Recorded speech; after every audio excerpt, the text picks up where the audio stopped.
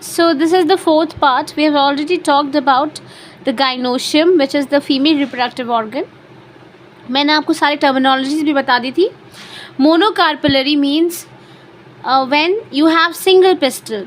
Multicarpellary means when you have more than one pistil. Syncarpous means that the pistils are fused together, and apocarpous means the pistils are free. Each pistil has 3 parts. 3 parts होते हैं pistil में: stigma, style and ovary. The stigma serves as a landing platform for the pollen grain. मैंने पहले भी आपको बताया, जब pollen grain land करता है तो वो कहाँ पे लैंड करता है? स्टिग्मा पे. उसके बाद जो स्टाइल है आपका, देखिए स्टिग्मा ये रहा. स्टाइल जो है वो स्लेंडर पार्ट है, पूरा जो ट्यूब लाइक स्ट्रक्चर है, इसको हम लोग स्टाइल बोलते हैं. It is a slender part beneath the stigma. और जो बेसल पार्ट है, जो थोड़ा बल्ज आउट होता है, जो निकला हुआ थोड़ा सा इस तरीके से बल्ज आउट होता है, उसको बोलते हैं ओवरी या ओवेरियन कैविटी. इसको हम लॉक्यूल भी बोलते हैं. Now the placenta is located inside the ovarian cavity. इसके अंदर आपका प्लेसेंटा होता है.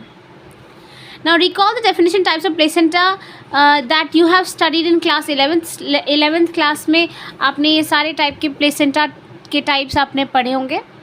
सो before going to the other paragraph, I would like to मतलब आपको ये पूरा का पूरा जो डायग्राम है वो मैं क्लियरली बताना चाहती हूँ. पहला डायग्राम है हिबिस्कस का पिस्टल, जिसके बारे में अभी हमने बात की है. Stigma, style and ovary, and this is the thalamus.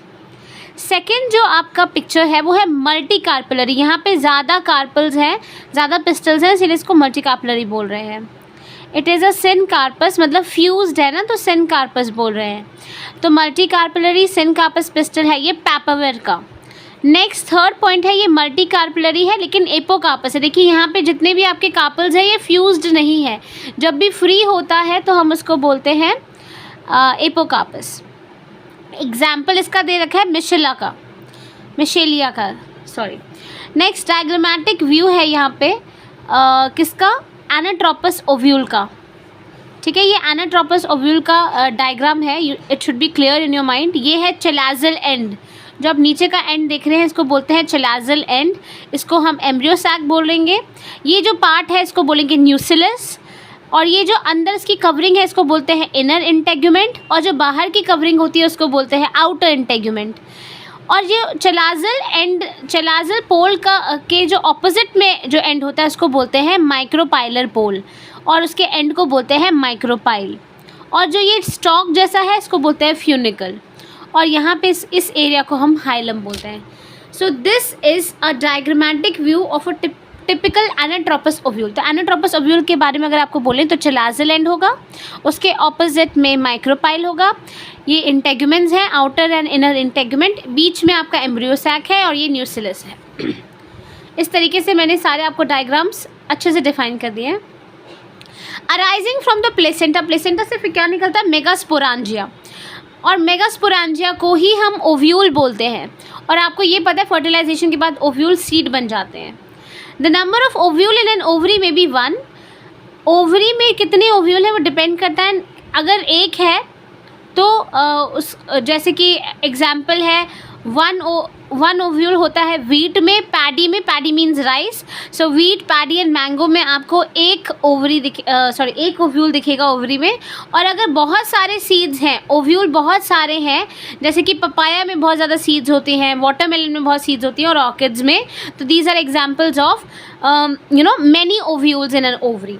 अगर एक है तो उसके एग्जाम्पल है wheat, paddy and mango. Mango में भी आप जानते हैं आम में भी एक ही गुठली होती है, एक ही सीड होता है. पपाया, वाटरमेलन और ऑर्किड में बहुत सारी ओव्यूल्स होते हैं, बहुत सारे सीड बनते हैं. सो ये एग्जांपल्स भी आपको बेसिकली याद होने चाहिए. अब हम बात करेंगे मेगास्पोरेंजियम के बारे में, जिसको ओव्यूल भी बोलते हैं. Ovule is a small structure attach to the placenta by means of stock.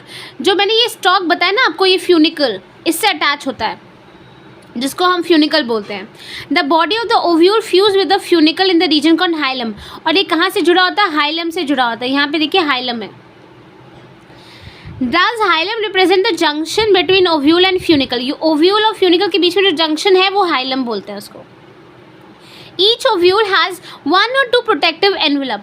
इसके बाहर की कवरिंग होती है, उसको इंटेगुमेंट बोलते हैं. मैंने आपको पहले ही बता दिया, इनर इंटेगुमेंट और आउटर इंटेगुमेंट. तो इंटेगुमेंट जो है वो एनसर्कल करता है ओव्यूल को, और इसमें एक छोटी ओपनिंग होती है जिसको बोलते हैं micropyle. Micropyle is organised here. Small opening होगी यहाँ पे. Opposite to the micropylar end, मैंने आपको पहले ही बता दिया, माइक्रोपाइल के ऑपोजिट में क्या होता है, चलाजल एंड या चलाजा बोलते हैं इसको. यहाँ पे हम एनाट्रोपस ओव्यूल के बारे में बात करें स्पेसिफिकली, तो वहाँ पे आपको नीचे साइड में चलाजल एंड मिलेगा. It is the basal part of the ovule. Chalazal pole is the basal part of the ovule. Enclosed within the integument. Integument के अंदर क्या होता है, न्यूसिलस होता है. Cells of the nucellus have abundant. अब nucellus में क्या होता है, फूड रिजर्व मटेरियल जो चाहिए, जो इनको फूड मटेरियल चाहिए वो यही न्यूसिलस में मिल जाता है. और located in the nucellus is the embryo sac. और अंदर आपका यहाँ पे एम्ब्रियो सैक है. इसको हम फीमेल गैमेटोफाइट भी बोलते हैं. The ovule generally has a single embryo sac. एक ही सिंगल एम्ब्रियो सैक होता है. मैं क्या बताती, हाँ, सिंगल एम्ब्रियो सैक होता है. And it is through reduction division. Now we will talk about megasporogenesis. Megasporogenesis क्या है? What is megasporogenesis? How will you define it? The process of formation of megaspore. The process of formation of megaspore from a megaspore mother cell is called megasporogenesis. बहुत easy है. What is megasporogenesis? It is the process of formation of megaspore from the megaspore mother cell. Ovule generally differentiate in a single megaspore mother cell. एक सिंगल MMC होती है in the micropylar reason.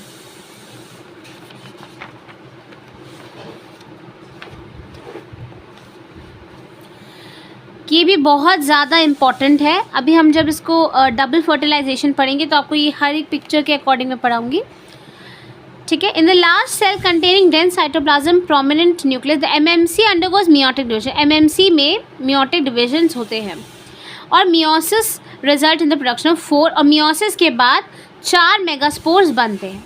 अब हम female gametophyte की बात करेंगे.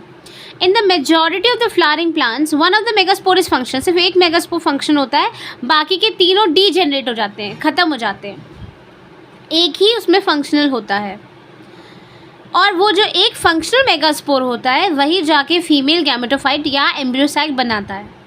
This method of embryo sac formation, इसको हम बोलते हैं मोनोस्पोरिक डेवलपमेंट. जहाँ क्योंकि यहाँ पे सिर्फ एक सिंगल मेगास्पोर डेवलप होगा, इसीलिए इसको मोनो मतलब वन स्पोरिक डेवलपमेंट बोलते हैं. Monosporic development because only single megaspore is actually functional here. बाकी के तीनों डीजेनरेट हो जाते हैं.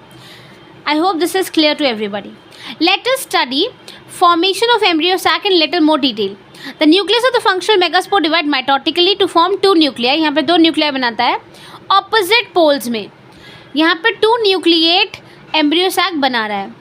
अब और 2 sequential mitotic nuclear division होते हैं जिससे 4 nucleate बन जाते हैं. फिर और division होगा, 8 nucleate stage आ जाएगी.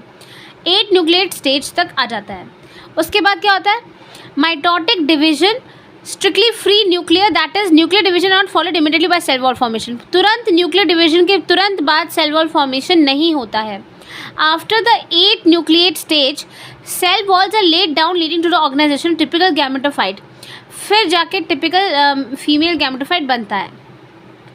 जो ये 8 न्यूक्लियाई स्टेज होती है, इसके जो 6 न्यूक्लियस जो 6 आपके out of 8 nuclei 6 nuclei will surround themselves with cell walls organized into cells. 6 जो हैं वो सेल वॉल बना लेंगे और बाकी के जो 2 बचे रहेंगे remaining 2 nuclei they will form polar nuclei. और ये सिचुएटेड होता है एग apparatus में या लार्ज सेंट्रल सेल बनाता है. तो ये आपका पूरा का पूरा मैं पिक्चर के थ्रू बता देती हूँ.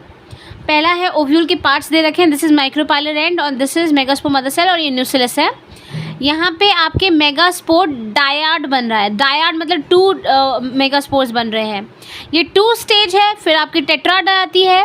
टेट्राड मतलब 4 स्टेज. उसके बाद आपका टेट्राड के बाद फिर 8 न्यूक्लिएट स्टेज. ये देखिए पूरे न्यूक्लियस दिख रहे हैं. ये 2 हैं, ये 4 हैं, ये 8 हैं. 8 न्यूक्लियस स्टेज होने के बाद जैसे कि मैंने आपको बताया 6 जो हैं, 6 आपके सेल वॉल बना लेंगे और बाकी जो 2 रिमेनिंग वाले होंगे वो आपके क्या बना लेंगे, पोलर न्यूक्लियाई। यहाँ पे देखिए 2 पोलर न्यूक्लियाई बन रहा है, यहाँ पे पिक्चर से भी आपको क्लियर है, और बाकी सब सेल वॉल बना रहे हैं। ये आपका चिलाज़ल एंड हो गया, ये आपका माइक्रोपाइलर एंड हो गया। ये आपके पोलर न्यूक्लियाई, 2 पोलर न्यूक्लियाई बन गए जिसको हम सेंट्रोसेल भी बोलते हैं। यहाँ पे एक सिनर्जिड्स और फिलिफॉर्म एपरेट। ये आपका पूरा पिक्चर क्लियर है। Now there is a characteristic distribution of the cell within the embryo sac. 3 cells are grouped together at the micropylar end and constitute the egg apparatus. Egg apparatus बना देते हैं यहाँ पे 3 मिलके। The egg apparatus in turn consists of 2 synergid. यहाँ पे देखिए 2 synergid है और 1 egg है, ठीक है, एक सेल है और 2 synergids हैं। Synergids have special cellular thickening of the micropylar end जिसको हम लोग filiform apparatus भी बोलते हैं, ये नीचे वाले, ठीक है। Does play an important role in guiding the pollen tube. इसका क्या काम है, फिलिफॉर्म एपरेटस का क्या काम है, ये पॉलन ट्यूब को गाइड करता है कि किस तरीके से कहाँ जाके बनना है। 3 सेल जो है चिलाज़ल एंड के, उनको बोलते हैं एंटीपोडल। ये देखिए चिलाज़ल एंड के, इनको क्या बोलते हैं, antipodals, antipodals. And the large central cell, जो बीच में एक सेंट्रल सेल है, दैट हैज़ 2 पोलर न्यूक्लियाई, इसमें 2 पोलर न्यूक्लियाई है। तो आपको 8 न्यूक्लिएट और 7 सेल स्टेज मिलेगी यहाँ पे। The typical angiosperm embryo sac at maturity form 8 nucleate, यहाँ पे 8 न्यूक्लियस और 7 सेल हैं, 7 सेल स्टेज मिलेगी। I hope it is very clear with the diagram से आपको पूरा क्लियर हो गया होगा। Next is pollination. I will cover pollination in the next part of the video. Next आपको पार्ट 4 मिलेगा, पार्ट 4 में पॉलिनेशन कवर करेंगे। I would like to inform you कि हम लोग साथ में मिलके पूरा बायोलॉजी का बुक कवर करने वाले हैं। पार्ट्स में ये वीडियोस आते जाएंगे। अभी तक हमने 2nd चैप्टर पे पहुंच गए हैं। सेकेंड चैप्टर के 4 पार्ट्स ऑलरेडी मैं कवर करा चुकी हूँ। आगे भी हम लोग इसी तरीके से कवर करेंगे। If you understand my way of teaching, अगर आपको अच्छा लग रहा है, समझ में आ रहा है, तो प्लीज़ सब्सक्राइब द चैनल। नहीं तो आपको आगे की अपकमिंग वीडियोस नोटिफाई कैसे होंगी। अगर आपको अच्छा लगा है तो please like and subscribe. Thank you so much.